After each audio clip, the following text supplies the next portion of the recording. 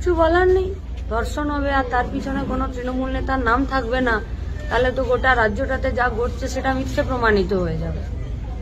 আসল কথা হলো দিনহাটাতে একটি অঘোষিত তৃণমূলের উদয়ন গুহর একটা সন্ত্রাসের কারখানা চলছে, আর এই যে যারা এগুলো করে বেড়াচ্ছে এগুলো হচ্ছে তার কারখানার প্রোডাক্ট।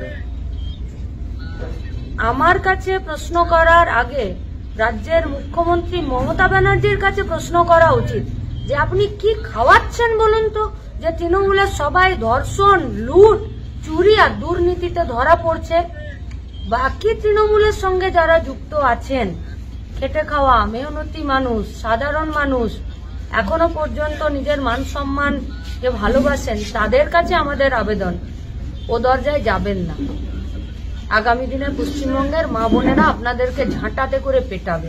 তাই যারা নিজেদের মান সম্মান ভালোবাসেন, এখনো পর্যন্ত যারা নিজেদের ঘামের টাকাতে খান অথচ তৃণমূলকে পছন্দ করেন, তাদের কাছে আমাদের ডিওয়াইএফআই এর পক্ষ থেকে আবেদন, সরে আসুন, আসুন একসাথে গোটা রাজ্যটাকে বাঁচানোর লড়াই যে আমরা করছি সেই লড়াইয়ে একসাথে থাকবো।